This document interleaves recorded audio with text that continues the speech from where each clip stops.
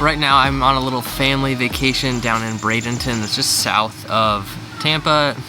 My daughter's turning 4 on Monday, and we were just trying to get out of town a little bit. So it was about an hour and a half away. Different beaches, different stuff.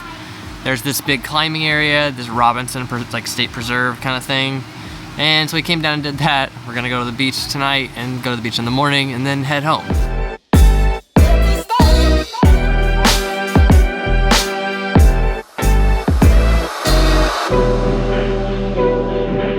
We stayed in an Airbnb while we're down here, and this place really is interesting to me. And I wanna show it to you guys. It's interesting because it is kind of an investor's dream. It's an entry-level investor's dream. Maybe not entry in terms of the dollars that it would cost, but entry in terms of the strategy. These people are house hacking. So you see this place, this Airstream behind me, that's one of the rental properties on the property. And we're right in the middle of town, right in the middle of Bradenton, right off 1st Street, like not far from Bradenton Beach, Anna Maria Beach. So I was talking to the owner of this place for a while, and he was telling me that the gross profit last year was around $188,000.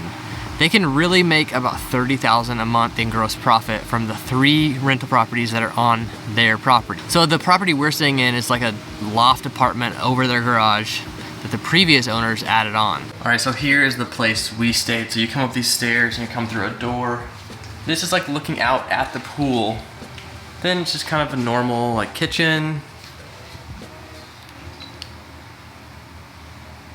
I do appreciate that there is an actual oven. It makes a difference.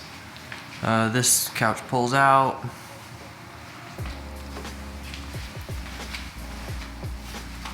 Bathroom with shower. And then another bedroom in here.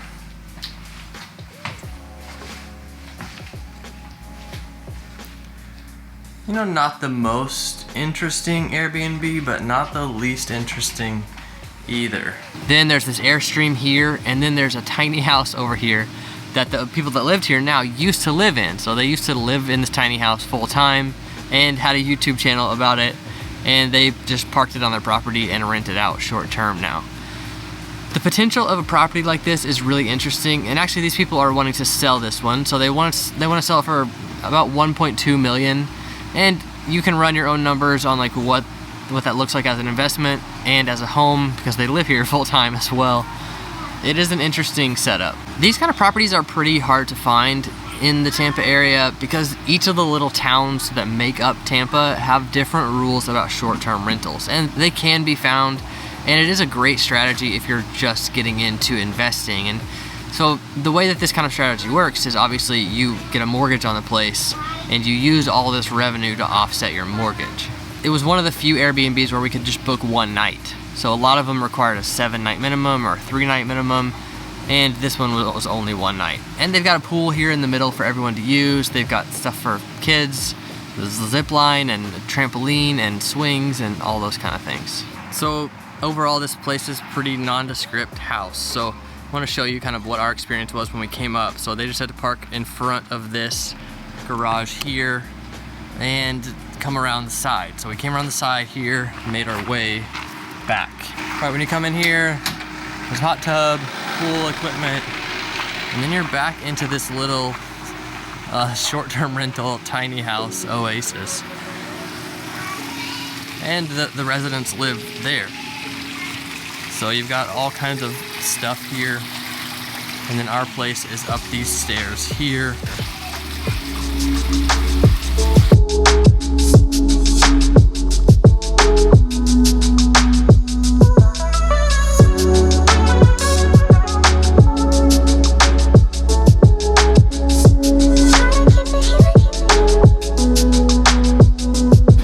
Okay, let's talk a little bit about house hacking as a strategy overall. So house hacking, you buy a property, and what you do is you rent out some of the space, whether that's another unit, like an ADU, additional dwelling unit, or it's just another bedroom. So in the simplest form, you buy a house and you rent out the bedrooms to your friends to cover your mortgage.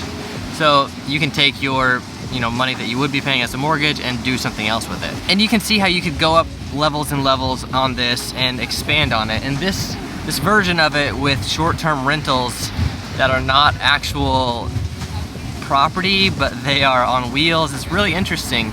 I've heard of people doing this sometimes in Tampa, just by having an RV and they're parking in their driveway and then just renting it out nightly. So like on Airbnb or VRBO or something, because people are looking for a place to stay, and if you can undercut the other people really easily by having, you know, lower cleaning fees and just lower nightly fees, then you could make some money on that. I don't necessarily recommend this as a strategy, just as an excuse to overspend.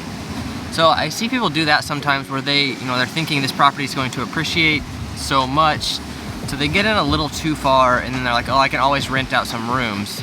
I don't necessarily recommend that. But when you think of this as an entry-level real estate investing strategy, it's actually a really good one, because it could just be your house, it's your name on the loan, you're not thinking about getting an investment loan or things like that.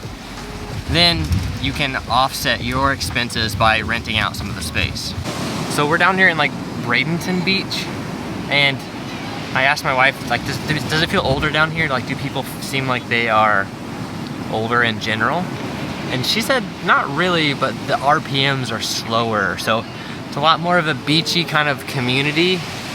There are obviously a lot of retirees, but okay, the most underrated thing about living in Florida is when the beach goes really bad, you're still just pretty close to the beach, so you can do it again. When you come here on vacation, there's so much pressure for it to go perfect. With little kids, it doesn't usually. And of course, if you do want to buy a place down here in Florida, we would love to help you. Sorry, I don't know, I'm laughing about that. Sometimes these videos just come together. You know, vlogging like this is quite a bit harder than people online make it look. Trying to like have a story a little bit, trying to like stay engaged with what's going on around you. Gosh, even harder with your family out here. But we're down here on like Manatee Beach, Anna Maria Beach, and it's beautiful. I know Tampa has some pretty beaches, but this kind of wins for me because it's like windy and wavy too. Yeah, I mean, like, check this out.